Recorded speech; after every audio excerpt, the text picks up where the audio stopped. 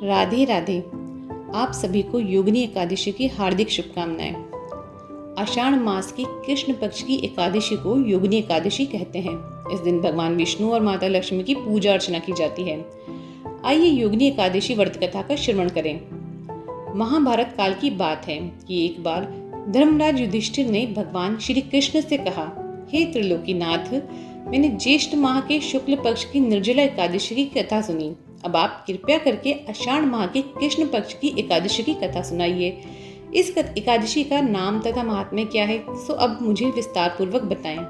श्री कृष्ण ने कहा, हे पांडुपुत्र, आषाढ़ माह के कृष्ण पक्ष की एकादशी का नाम योगिनी एकादशी है। इसके व्रत से सभी पाप नष्ट हो जाते हैं। यह व्रत इस लोक में भोग तथा परलोक में मुक्ति देने वाला है।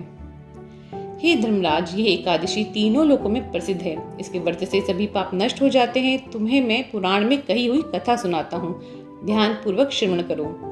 कुबेर नाम का एक राजा अलकापुरी नाम की नगरी में राज्य करता था। वह शिव भक्त था। उनका हेममाली नामक एक यक्ष सेवक था जो पूजा के लिए फूल लाया करता था।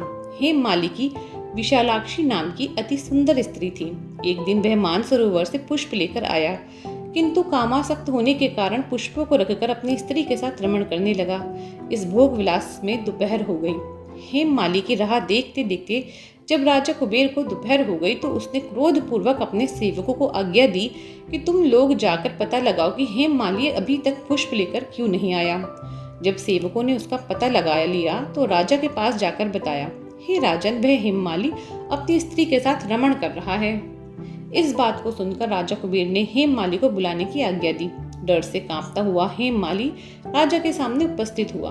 उसे देखकर कुबेर को अत्यंत क्रोध आया और उसकी ओठ फड़फड़ाने लगे।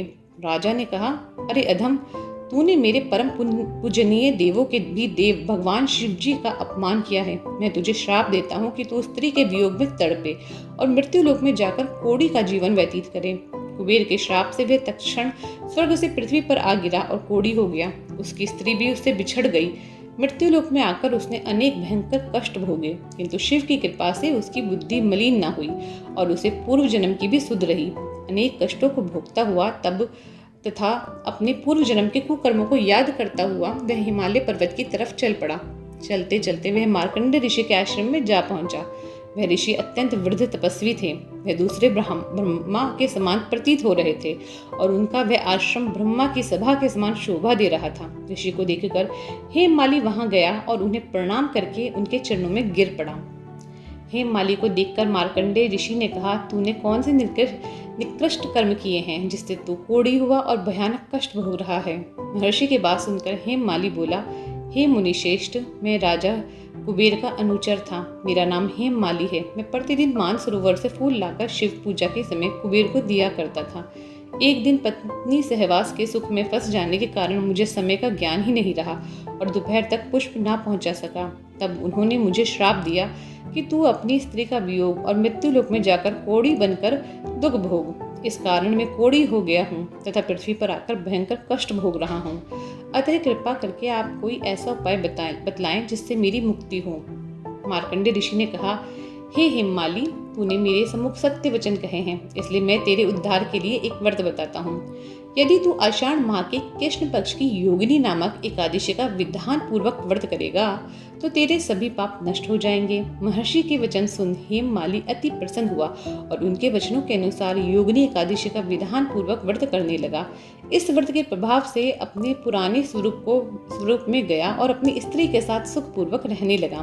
भगवान श्री कृष्ण ने कहा, हे राजन, इस योगिनी एकादशी की कथा का फल 8000 ब्राह्मणों को भोजन कराने के बराबर है। इसके व्रत से भी सभी पाप नष्ट हो जाते हैं और अंत में मोक्ष प्राप्त करके प्राणी स्वर्ग का अधिकारी बनता है। जय श्री राधा कृष्ण।